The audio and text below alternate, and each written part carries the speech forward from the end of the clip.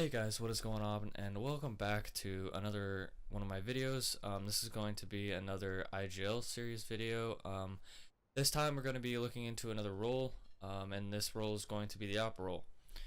Now, there are a few different ways that you can play the AWP role. There's the passive, and there's the aggressive AWPer, and then there's sort of the in-between AWPer. Now, the in-between AWPer is something that everyone wants to strive for. It is what your great AWPers do, like Fallen or Kenny S or JDM. Many of the pro AWPers know how to switch between being passive and aggressive.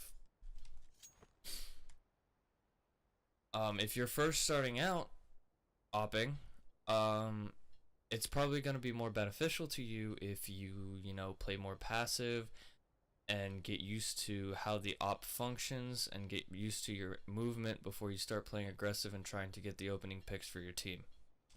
Okay, so a good example of being a passive AWPer is something like this. Okay, you're on CT side, you're AWPing back A, CT spawn, and you just pick an angle and hold it. There are many angles to hold from CT spawn. You can hold like ticket booth right here, or you can hold like up on top of ticket booth like this, maybe for a wider angle if they tend to wide peek. You can also sit behind this box or just hold a very passive angle and just watch for headshot.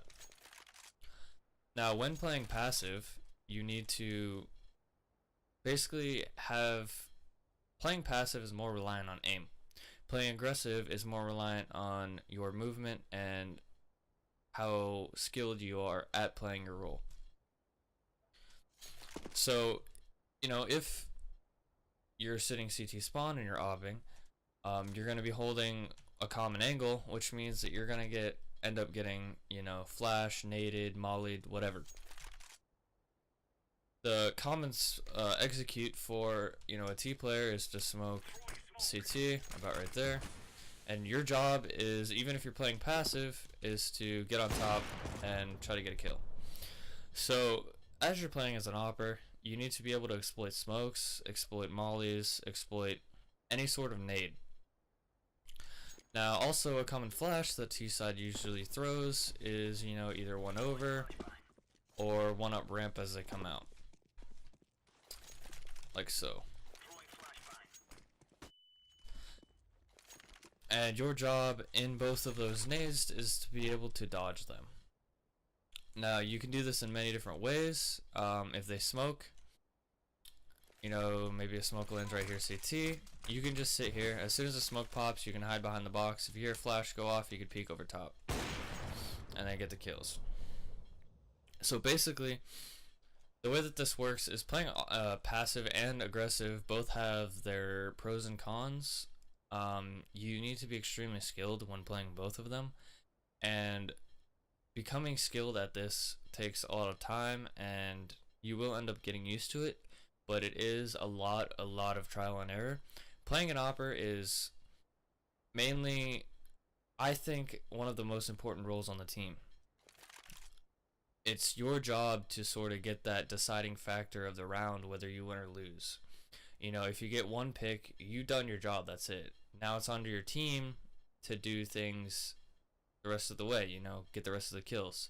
If you get 2 or 3 kills, then you're exceeding your expectations and you're doing beyond what you need to. So another thing I will cover in this video is how to play an aggressive AWP. This is going to be useful for, if you're going up against eco rounds, maybe SMG buys, or maybe you have a teammate assisting you and you both can play aggressive together. A good example of playing an aggressive AWP is, you're running up mid, and you have, your SMG teammate running with you. You both are going to peek, you get a pick top mid, alright? Now this is going to force you to fall back. You can sit here and peek the same angle, but you have the risk of getting picked, and then it becomes an even score line. Now, if your teammate doesn't know how to properly assist you, you both can end up getting killed, and then it's a 4v3. So, the best thing to do after getting aggressive pick is to fall back and hold a better angle. Now, in this particular situation, I've picked connector. You can also fall back to maybe underpass, and then you can go back up B if you know they're doing a mid take. Alright.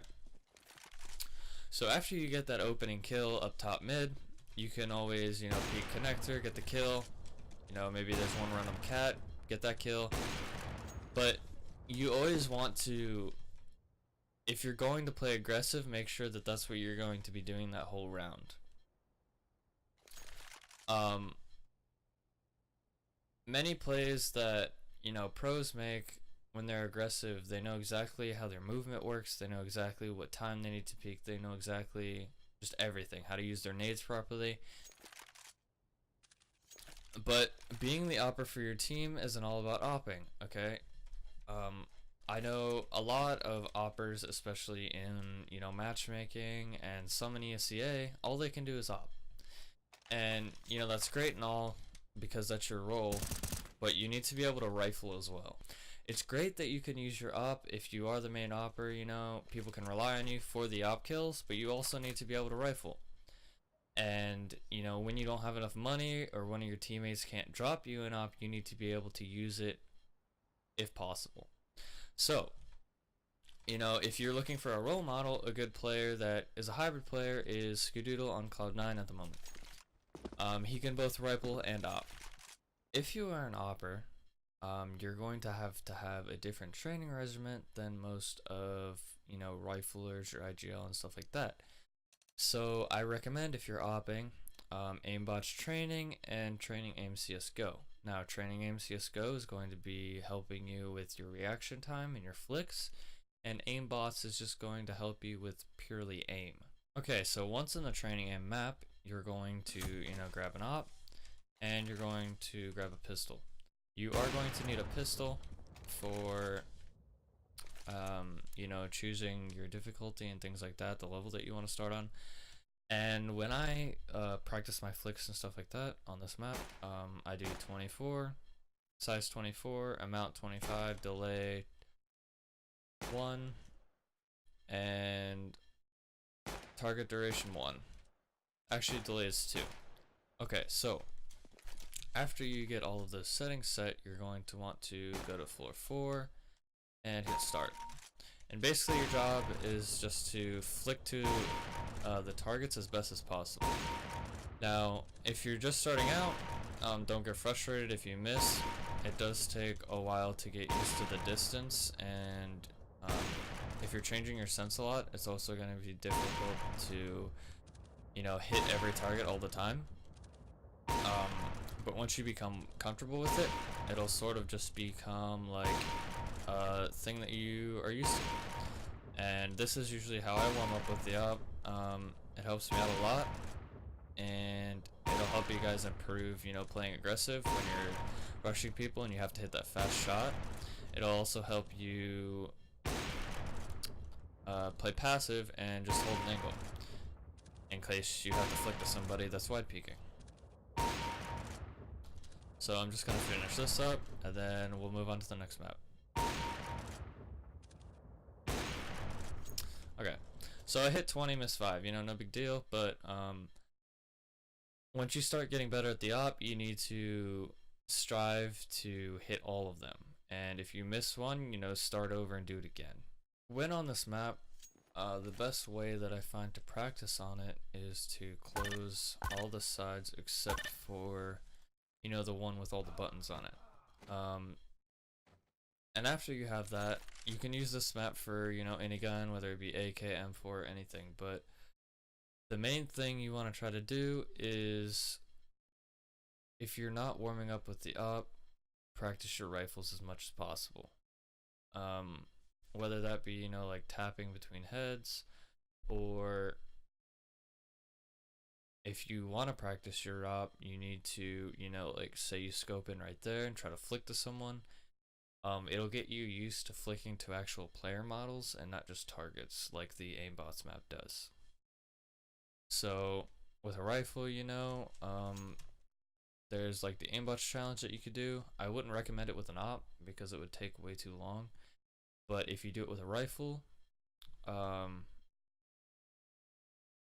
it usually takes me like a minute and a half to 2 minutes to get to 100 kills. So it shouldn't take you guys that long, especially if you practice aim a lot. So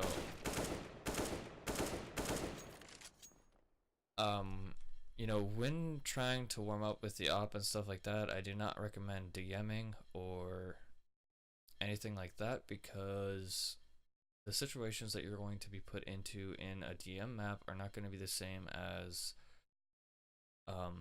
if you are, you know, warming up like this.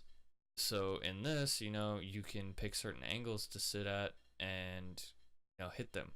In DM, you're most of the time shooting people in the back or people that are unaware because they're looking at someone else, and you're spawning right next to someone. So there are a few things that you can do on this for ops.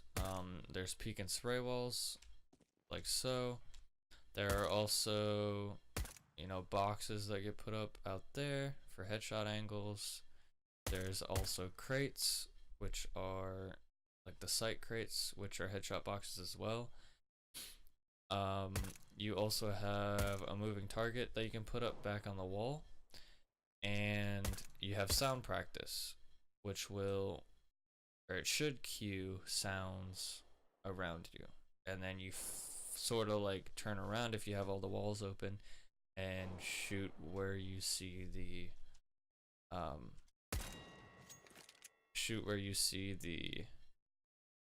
sound or hear the sound.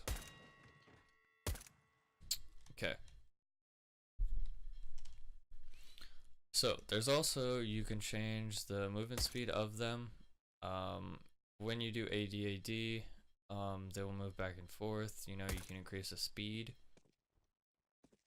This increases the length that they AD. So if you put it at 2, they'll do it longer. There's headshot only mode.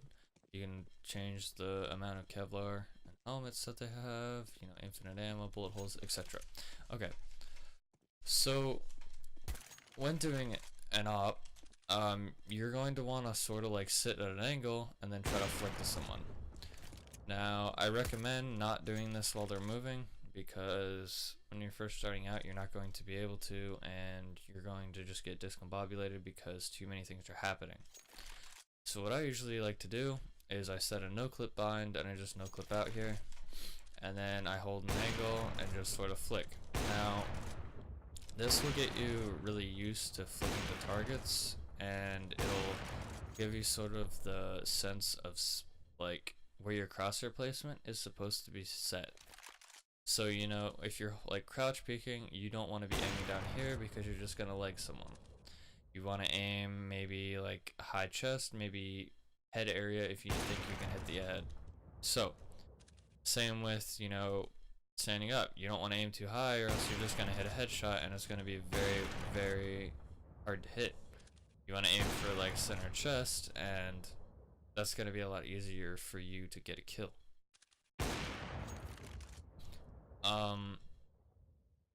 Something that happens a lot in games that I see operas do, you know, whether it's a pro match or anything, people get overconfident when they're opping, and say if you get a leg, you re-peek the guy that you legged, and then they end up killing you because you're playing too aggressive and you're getting too greedy. If you get a leg shot, fall back to a better angle and try to get the second hit. If you guys enjoyed this video, don't forget to hit that subscribe button and leave a like down below.